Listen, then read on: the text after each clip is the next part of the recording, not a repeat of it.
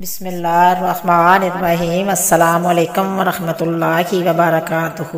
اللہ پاک نے کائنات کی تخلیق کے ساتھ ہی اپنی مخلوقات میں سے سب سے افضل انسانوں کو ہدایت کے لیے چن لیا تھا۔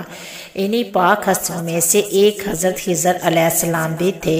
البتہ بعض مفسرین کا ان میں سے اختلاف ہے کہ حضرت خضر علیہ السلام نبی ہیں یا ولی، لیکن اس بات پر سب متفق ہیں کہ قرآن پاک میں جس ہستی کا ذکر حضرت موسیٰ علیہ السلام کے ساتھ ملاقات میں تفصیل سے آیا ہے وہ حضرت خضر علیہ السلام ہی ہیں۔ حضرت خضر علیہ السلام سام بنت نوح کی اولاد میں سے ہیں۔ حضرت خضر علیہ السلام حضرت ذوالقرنین کے خالہ زاد بھائی تھے۔ حضرت ذوالقرنین حضرت ابراہیم علیہ السلام کے ساتھ اسلام قبول کر کے مدتوں ان کی صحبت میں رہے اور حضرت ابراہیم نے ان کو کچھ وصیتیں بھی فرمائی تھی، تو اس سے یہ معلوم ہوتا ہے کہ حضرت خضر کا دور اور حضرت ابراہیم علیہ السلام کے دور کے فوری بعد کا ہی ہے۔ سوال یہ پیدا ہوتا ہے کہ کچھ لوگ یہ جاننے کی کوشش کرتے ہیں کہ کیا حضرت خضر زندہ ہیں، تو جواب تحقیقات کے حوالے سے آج آپ کو دیا جائے گا۔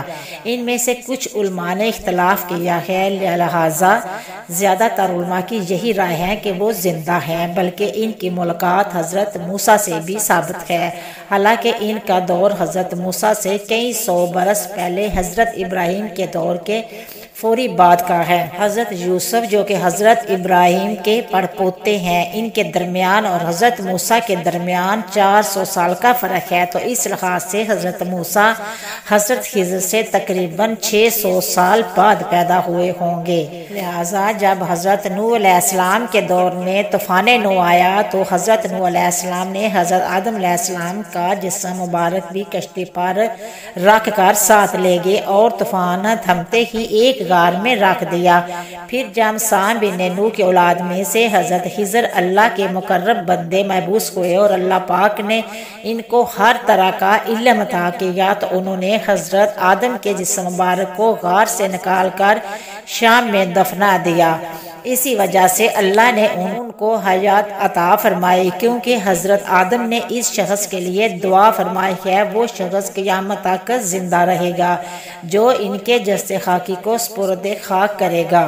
کتابوں میں حضرت خضر علیہ السلام کی طویل عمر اور موت نہ آنے کی ایک وجہ یہ بھی بیان کی گئی ہے کہ آپ نے آب حیات نام کے ایک چشمے کا پانی پیا تھا۔ آب حیات کے بارے میں یہ بیان کیا جاتا ہے کہ جو اس کو نوش کرے یا اس میں غسل کرے گا اسے کبھی موت نہیں آئے گی۔ آب حیات کا ذکر قدیم داستانوں اور کتابوں میں بھی ملتا ہے۔ ان داستانوں میں 3 اشخاص کا ذکر کیا گیا ہے جن کو آب حیات تک رسائی حاصل ہو گئی تھی۔ ان میں سے ایک حضرت الیاس علیہ السلام، دوسرے حضرت ذوالقرنین اور تیسرے حضرت خضر علیہ السلام ہے، جن میں سے صرف حضرت الیاس علیہ السلام اور حضرت خضر علیہ السلام کو ہی یہ آب حیات نصیب ہوا۔ روایتوں کے مطابق ذوالقرنین جو کہ ایک عظیم بادشاہ بھی تھے اور حضرت خضر علیہ السلام کے خالہ زاد بھی تھے۔ حضرت ذوالقرنین نے قدیم تاریخی کتابوں میں پڑھا تھا کہ سام بنت نوح کی اولاد میں سے ایک شخص آب حیات پی لے گا تو اس کو موت نہیں آئے گی، اس لیے حضرت ذوالقرنین نے آب حیات کی تلاش میں مغرب کی طرف سفر کیا۔ حضرت ذوالقرنین یہ جانتے تھے کہ آب حیات اندھیری غاروں میں سے ہے جہاں 362 صاف پانی کے کنویں بھی ہے، لہٰذا آپ نے اپنے لشکر میں سے 361 ذہین اور شیعہ لوگوں کو چنا اور ان کا سربراہ حضرت خضر علیہ السلام کو بنا دیا۔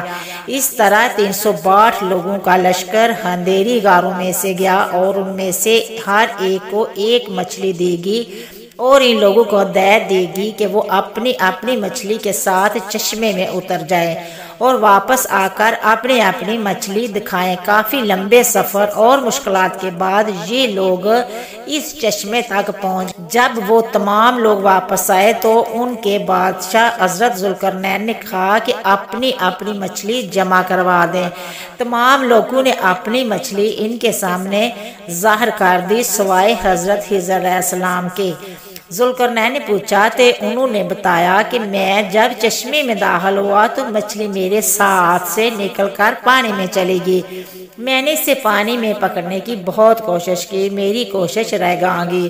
ذوالقرنین نے کہا کہ وہ پانی آپ کے مقدر میں تھا، آب حیات میں غوطہ لگانے اور اس پانی کو پینے کی برکت سے حضرت خضر علیہ السلام زندہ رہیں گے اور آپ علیہ السلام کو کبھی موت نہیں آئے گی۔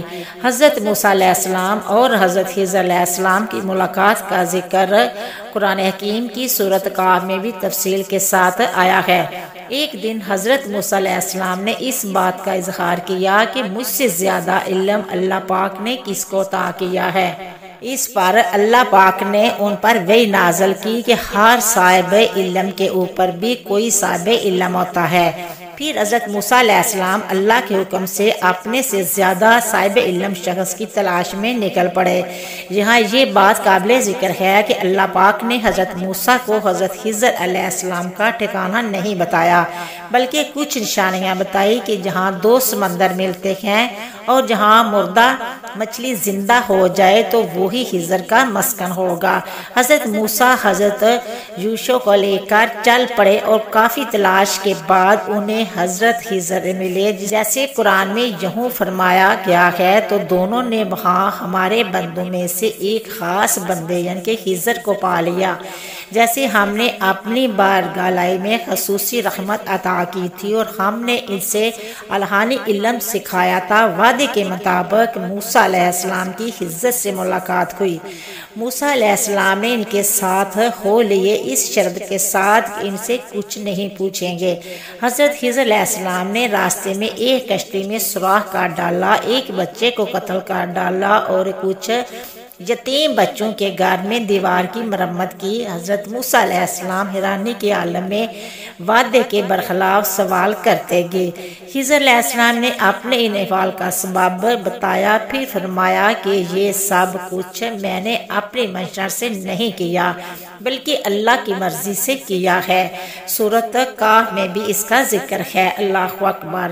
اللہ پاک ہم سب کے ایمان میں تحفظ فرمائے، ہمیں ہر قسم کے فتنے سے دور رکھے، ایمان اور سلامتی والی خوشحال زندگی عطا فرما، آمین ثم آمین۔ امید کرتی ہوں کہ آپ کو میری یہ ویڈیو پسند آئی ہوگی۔ اگر پسند آئی ہے تو شیئر کرنا، سبسکرائب کرنا، دعاؤں میں یاد رکھنا۔ ہم انشاءاللہ ملیں گے نیکسٹ ویڈیو میں، تب تک اوکے، اللہ حافظ۔